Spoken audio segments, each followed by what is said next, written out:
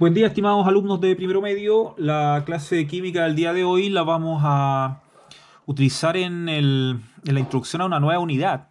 Esta nueva unidad lleva de nombre relaciones cuantitativas. El objetivo de la clase es reconocer la unidad mol, su relación con el número de Avogadro y sus aplicaciones.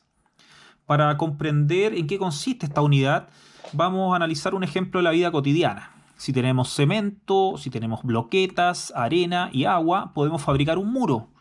Pero es tremendamente fundamental saber cuáles son las cantidades de estos materiales a mezclar para que el producto, que en este caso es el muro, quede bien elaborado.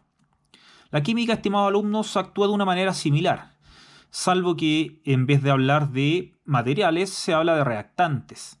Los reactantes, al mezclarse en cantidades apropiadas entre sí, generan un producto. Esto quiere decir que en esta unidad vamos precisamente a aprender a calcular las cantidades necesarias de reactantes para generar un producto. El área de la química que estudia las relaciones cuantitativas o de cantidad se denomina estequiometría. Y el proceso puede realizarse de manera inversa. Esto quiere decir que en base a una cantidad inicial de producto, nosotros también con la estequiometría podemos calcular la cantidad de reactantes. Dicho lo anterior, la estequiometría nos va a ayudar entonces a hacer cálculos de cantidades. Pero hay situaciones que son, la verdad, un poco complejas. Por ejemplo, ¿podríamos contar la cantidad de átomos que posee un kilo de sal? Es imposible hacerlo. Son muchos y muy pequeños además. De esta manera los químicos tuvieron que resolver este problema inventando el concepto del mol. Para entender lo que es el mol, voy a utilizar otro ejemplo de la vida cotidiana. Si tenemos una bandeja de huevos y yo les pidiera a usted que comprara solo la mitad de la bandeja, sin contar los huevos, usted no sabría cuántos huevos hay en una media bandeja, ¿no? Por ende, afortunadamente todos sabemos que hay una relación que nos va a servir. Esta relación dice que una bandeja completa tiene 30 huevos. De esta manera es mucho más fácil hacer el cálculo de la mitad, ¿no es así? ¿Por qué? Porque la bandeja, pase lo que pase, siempre va a tener 30 huevos. Eso no va a cambiar. Media bandeja entonces tiene 15 huevos, ¿no es así? Es información previa que nosotros vamos a manejar. Alumnos, de una manera muy similar actúa el concepto de mol. Si nosotros quisiéramos saber la cantidad de átomos de sodio, la cantidad de átomos de cloro que tiene un frasquito con sal, como esta cantidad es incontable, el químico Amadeo Avogadro afortunadamente encontró una relación. Y esta relación dice que siempre un mol, haciendo la comparación con la bandeja, ¿no es así? Un mol siempre va a tener el mol, ese número de átomos, de moléculas o de iones en nuestra sal o en cualquier otro tipo de reactivo químico. Yo utilizo de ejemplo la sal porque es un reactante, cierto, que tenemos en nuestras cocinas, pero esta relación se aplica a cualquier reactivo químico. Debido a que Amadeo Avogadro encontró esta relación, el número recibe precisamente su nombre, número de Avogadro.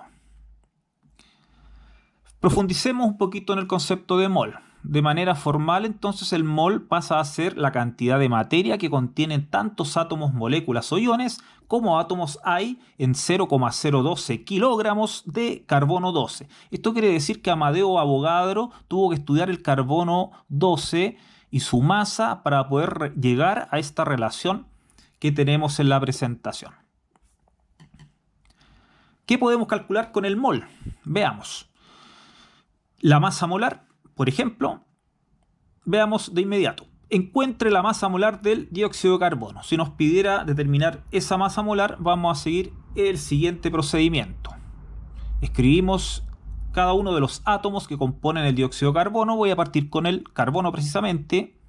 Notamos que en la molécula solamente hay un carbono.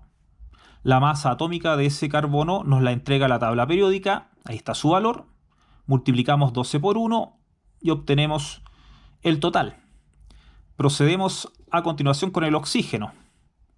Observamos que en el dióxido de carbono hay 2 oxígenos. La masa atómica del oxígeno nos la entrega también la tabla periódica. Multiplicamos 16 por 2 y obtenemos el total. Finalmente, la masa molar es la suma de estos dos valores. Podemos decir que la masa de un mol de dióxido de carbono es igual a 44 gramos de este gas. Veamos otro ejemplo de aplicación del mol. El volumen molar. El volumen molar nos dice que siempre un mol de una sustancia que se encuentra en estado gaseoso va a ser igual a 22,4 litros de ese gas, siempre y cuando trabajemos bajo condiciones normales. ¿Qué quiere decir condiciones normales? Bueno, quiere decir que siempre la temperatura de trabajo tiene que ser de 0 grados Celsius y su presión de 1 atmósfera. ¿Por qué se consideran estos dos parámetros? Es por lo siguiente. Si nosotros calentamos el gas, entonces el gas se va a expandir variando este valor de volumen. De otra forma, si comprimimos, si presionamos el gas, el volumen del gas va a disminuir cambiando este valor. Es por esto que no puede ni cambiar la temperatura ni puede cambiar la presión para que este valor no se modifique. Veamos un ejemplo.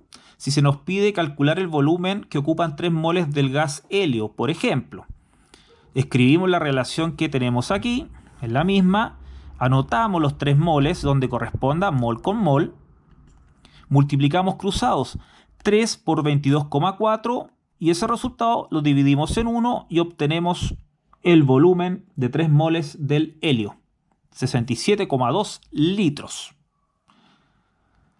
Profundicemos en algunos otros problemas en donde se aplique el concepto del mol. Por ejemplo, si se nos pide encontrar la masa en gramos de agua necesaria para obtener 7,5 moles de esta molécula de agua, entonces para resolver este problema vamos a utilizar la tablita. Veamos, comenzamos con el elemento hidrógeno que compone la molécula de agua. Notamos que hay 2 hidrógenos en esta molécula. Su masa atómica nos la entrega la tabla periódica. Estimado alumno, siempre las masas atómicas las tengo que ver y buscar en nuestra tabla periódica. Siempre una tabla periódica a mano. Multiplicamos 2 por 1 y obtenemos el total. Seguimos a continuación con el átomo de oxígeno. Notamos que solamente hay un átomo de oxígeno en la molécula de agua. La masa atómica del oxígeno también nos la entrega la tabla periódica. Multiplicamos 16 por 1 y obtenemos el total. Finalmente, la masa molar, como lo hicimos anteriormente, es la suma de esos dos valores. 18 gramos mol. Concluimos que la masa de un mol de agua es igual a 18 gramos. Anotamos esa relación que acabamos de concluir. A continuación, nos concentramos en la pregunta. La pregunta es bastante clara. Dice que se nos pide trabajar con 7,5 moles. Nosotros solamente calculamos lo que ocurre con un mol. Anotemos ese valor. 7,5 moles de agua. ¿Cuántos gramos tendrá? Resolvemos de igual manera como lo hicimos en los ejemplos anteriores. 7,5 multiplicado por 18. Ese resultado que nos da lo dividimos en 1 y obtenemos finalmente los gramos de agüita presentes en 7,5 moles de esa molécula. Finalmente, otro ejemplo de aplicación del concepto de mol es la relación entre moles y el número de Avogadro. Veamos un ejemplo de inmediato. Si se nos pide encontrar el número de átomos de hierro que hay en 0,3 moles de este elemento, escribimos la relación del número de Avogadro. ¿Por qué? Chiquillos, cada vez que a nosotros se nos piden encontrar átomos, o se nos pide encontrar moléculas, o se nos pide encontrar iones o partículas, yo de inmediato tengo que recurrir a esta relación. Un mol es igual al número de Avogadro de átomos en este caso, que es lo que se nos pide, ¿no es así? Anotamos los moles dados en el enunciado del problema, multiplicamos cruzado el 0,3 por el 6,022. Repito, solo el 0,3 por el 6,022. Obtenemos ese valor. Por 10 elevado a 23, esa expresión la volvemos a copiar. Y ese sería nuestro resultado. Eso quiere decir que 0,3 moles del elemento hierro poseen 1,81 por 10 elevado a 23 átomos del hierro. Para terminar, les voy a entregar 3 preguntas en esta actividad. En la primera de ellas les doy el número de la masa atómica para el sodio. Las masas del oxígeno y del hidrógeno, por favor, sáquenlas de las diapositivas anteriores porque en ellas aparecen sus valores para que pueda abordar este primer problema. En el número 2 y 3 debe repasar el video, ahí están las explicaciones para poder resolver. De todas maneras, si tiene cualquier duda o consulta, no duden en escribirme a la dirección de correo electrónico que hemos trabajado. Recuerde que esta actividad la tiene que mandar a ese correo. Cuídense mucho.